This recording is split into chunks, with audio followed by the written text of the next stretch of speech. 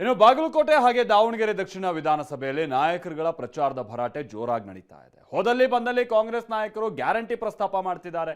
ಮತ್ತೊಂದು ಕಡೆ ಬಿಜೆಪಿ ನಾಯಕರುಗಳು ಜನರಿಗೆ ಧಮಕಿ ಹಾಕೋ ಕೆಲಸ ನಡೀತಾ ಇದೆ ಅಂತ ತಿರುಗೇಟು ಕೊಡ್ತಿದ್ದಾರೆ. ಈ ನಡುವೆ ಬಾಗಲಕೋಟೆಯಲ್ಲಿ ಬಿಜೆಪಿಯಿಂದ ಉಚ್ಚಾಟನೆ ಆಗಿರುವ ಯತ್ನಾಳ್ ಬಿಜೆಪಿ ಪರವಾಗಿ ಪ್ರಚಾರಕ್ಕಿಳಿದಿದ್ದಾರೆ.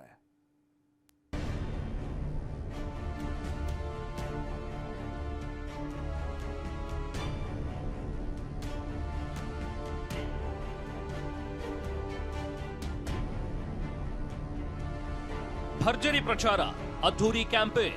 ದಾವಣಗೆರೆಯಲ್ಲಿ ಕಾಂಗ್ರೆಸ್ ಅಭ್ಯರ್ಥಿ ಸಮರ್ಥ ಶಾಮನೂರ್ ಪರ ಸಿದ್ದು ಡಿಕೆ ಮತಬೇಟೆಯಾಡಿದ್ದಾರೆ. ಅತ್ತ ಬಾಗಲಕೋಟೆಯಲ್ಲಿ ಬಿಜೆಪಿಯಿಂದ ಉಚ್ಚಾಟನೆಯಾಗಿರುವ ಶಾಸಕ ಬಸನಗೌಡ ಪಾಟೀಲ್ ಯತ್ನಾಳ್ ಬಿಜೆಪಿ ಅಭ್ಯರ್ಥಿ ವೀರಣ್ಣ ಚರಂತಿಮಠ ಪರವಾಗಿ ಕ್ಯಾಂಪೇನ್ ನಡೆಸಿದ್ದಾರೆ.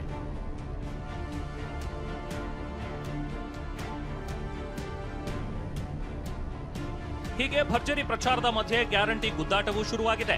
ಸಿಎಂ ಸಿದ್ದರಾಮಯ್ಯ ಆದಿಯಾಗಿ ಎಲ್ಲಾ ಕೈ ನಾಯಕರು ಹೋದಲ್ಲಿ ಬಂದಲ್ಲಿ ಗ್ಯಾರಂಟಿ ಅಸ್ತ್ರವನ್ನೇ ಝಳಪಿಸುತ್ತಿದ್ದಾರೆ. ಕೊಟ್ಟ ಮಾತಿನಂತೆ ನಡೆದುಕೊಂಡಿದ್ದೇವೆ ಅಂತ ದಾವಣಗೆರೆ ಬಾಗಲಕೋಟೆ ಮತದಾರನ ಮನಗೆಲ್ಲಲು ಕಸರತ್ತು ಶುರು ಮಾಡಿದ್ದಾರೆ. ಆದ್ರೆ ಛಲವಾದಿ ನಾರಾಯಣ ಸ್ವಾಮಿ ಈ ಬೆಳವಣಿಗೆಯನ್ನ ಧಮಕಿ ಅಂತ ಕರೆದಿದ್ದಾರೆ.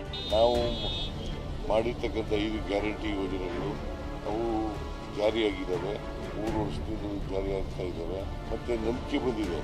ಬಿಜೆಪಿಯವರು ಏನೇ ಸುಳ್ಳು ಹೇಳಿದ್ರು ಕೂಡ ನೀವೇನಾದರೂ ಕಾಂಗ್ರೆಸ್ ಅಂತ ಗೆಲ್ಲಿಸಲಿಲ್ಲ ಅಂದ್ರೆ ಗ್ಯಾರಂಟಿಗಳು ನಿಲ್ಲಿಸ್ಬಿಡ್ತೀವಿ ಅಂತ ಹೇಳಿ ಸಿದ್ದರಾಮಯ್ಯನವರೇ ಧಮಕಿ ಆಗ್ತಾ ಇದ್ದಾರೆ.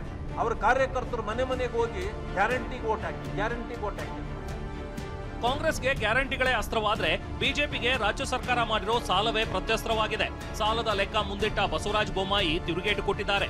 ಈ ಮಾತಿಗೆ ಸಚಿವ ಸಂತೋಷ್ ಲಾಡ್ ತಿರುಗೇಟು ನೀಡಿದ್ದಾರೆ. ಸುಮಾರು 5 ಲಕ್ಷ ಕೋಟಿ ಹೊಸ ಸಾಲವನ್ನ ಮಾಡಿ ದಾಖಲೆ ಸಾಲಗಾರ ಸಿದ್ದರಾಮಯ್ಯ ಅಂತ ಹೆಸರು ಪಡ್ಕೊಂಡಿದ್ದಾರೆ. ಇವರೇನು ಸಿದ್ದರಾಮಯ್ಯ ಸಾಹೇಬ್ರ ಬಗ್ಗೆ ಟೀಕೆಯನ್ನು ಮಾಡ್ತಾ ಇದ್ದಾರೆ.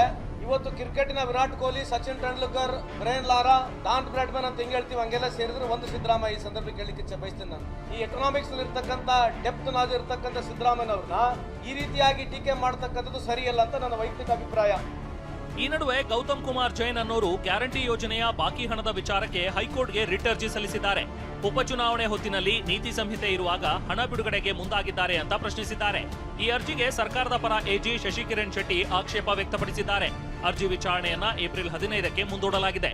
ಈ ಮಧ್ಯೆ 2 ಕ್ಷೇತ್ರಗಳಲ್ಲಿ ಈಗಾಗಲೇ ಹಣ ಬಿಡುಗಡೆಯಾಗಿದೆ ಅಂತ ಛಲವಾದಿ ನಾರಾಯಣ ಸ್ವಾಮಿ ಆರೋಪಿಸಿದ್ದಾರೆ. ದಾವಣಗೆರೆಗೆ 2 ತಿಂಗಳದು ಈ ವಾರದಲ್ಲಿ ಹಾಕಿದ್ದಾರೆ. ಇನ್ನೂ 1 ತಿಂಗಳದ್ದು ಬೇಕಾದ್ರೆ ಈ ವಾರದ ಮುಂದಿನ ವಾರದಲ್ಲೇ ಹಾಕ್ತೀವಿ ಚುನಾವಣೆಗೆ ಮುಂಚೆ ಅಂತ ಹೇಳಿ ಇಡೀ ರಾಜ್ಯದ ಜನರಿಗೆ ಹಾಕಿಲ್ಲ. ಕೇವಲ 2 ಕ್ಷೇತ್ರಗಳಲ್ಲಿ ಇದು ಒಂದು ರೀತಿಯ ಆಮಿಷ. ಈಗಾಗಲೇ ನಾವು ಹಳ್ಳಿಗಳಿಗೆ ಹೋದಾಗ ಹೇಳಿದ್ರು. ಸಿದ್ದರಾಮಯ್ಯ ರಾಮುಲು ಮಧ್ಯೆ ಕಳ್ಳೆತ್ತು ಹೆಗ್ಗಣ ವಾಗ್ಯುದ್ಧ. ಎತ್ತಿತಾನೆ ಮೇವು ಹಾಕ್ಬೇಕು, ಕಳ್ಳೆತ್ತುಗಳಿಗೆ ಮೇವು ಹಾಕಕ್ಕಾಗತ್ತಾ? ಇವರು ಬಿಜೆಪಿಯವರು ಕಳ್ಳೆತ್ತುಗಳು. ಅದರಿಂದ ಅವರಿಗೆ ಓಟ್ ಹಾಕಂತ ಯಾವ ಕಾರಣಕ್ಕೂ ಕೂಡ ಓಟ್ ಹಾಕಬಾರದು. ಕಾಂಗ್ರೆಸ್ ಅವ್ರನ್ನ ಯಾವ ರೀತಿಯಲ್ಲಿ ಹೋಲಿಸೋರು ಅಂದ್ರಿಗಿನ ನಮ್ಮನ್ನಂತ ಮುಖ್ಯಮಂತ್ರಿಗಳು ಆಕಳುಗಳು ಎತ್ತುಗಳಿಗೆ ಹೋಲಿಸ್ಯಾರ. ನಾನು ಕಳ್ಳೆತ್ತುಗಳ ಅಂತ ಹೋಲಿಸ್ಯ. ನಾನು ಕಾಂಗ್ರೆಸ್ ಪಾರ್ಟಿಯವ್ರನ್ನ ಹೆಗ್ನೆಗಳಿದ್ದಂತೆ ಅವರು. ಯಾಕಂದ್ರೆ ಈ ರಾಜ್ಯದಲ್ಲಿದ್ದಂಥ ಆಸ್ತಿ ಪಾಸ್ತಿಗಳನ್ನು ಯಾವ ರೀತಿಯಲ್ಲಿ ಹೆಗ್ನೆಗಳು ಯಾವ ರೀತಿಯಲ್ಲಿ ಕೆರೀತಾವೋ ಆ ರೀತಿಯಲ್ಲಿ ಕೆರೆದು ಹಾಳು ಮಾಡುವಂತ ಕೆಲಸ ಈ ಕಾಂಗ್ರೆಸ್ ನಾಯಕರೆಲ್ಲರೂ ಕೂಡ ಮಾಡಿದರೆ. ಉಚ್ಚಾಟನೆ ಬಳಿಕ ಬಿಜೆಪಿಯಲ್ಲಿ ಯತ್ನಾಳ್ ಪ್ರತ್ಯಕ್ಷ, ಭರ್ಜರಿ ಪ್ರಚಾರ. ಉಪಚುನಾವಣೆ ಅಖಾಡ ಇವತ್ತು ಅಪರೂಪದ ಘಟನೆಗೆ ಸಾಕ್ಷಿಯಾಗಿದೆ.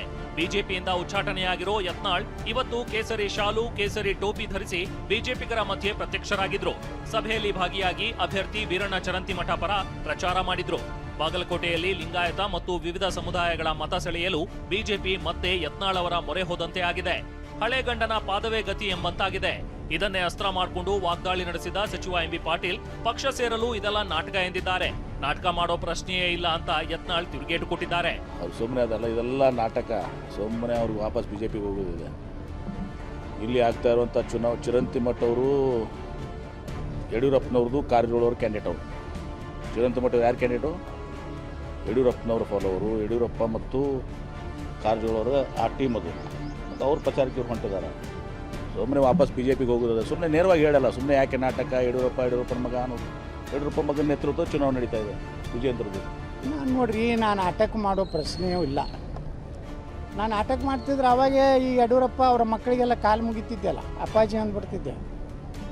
ಅಪ್ಪಾಜಿ ನೀವೇ ನಮ್ಮ ತಂದೆ ತಾಯಿ ಎತ್ತಿದ್ದೆ ನಾ ಯಾಕೆ ಅಂದೆ ನಾನು ಇನ್ನೂ ಅನ್ನೋದಿಲ್ಲ.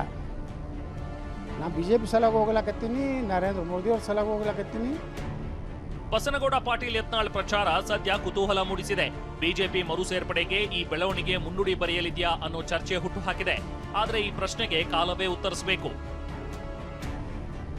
ವಿಜಯಪುರದಿಂದ ಅಶೋಕ್ ಜೊತೆ ರವಿ ಮೂಕಿ, TV9 ಬಾಗಲಕೋಟೆ.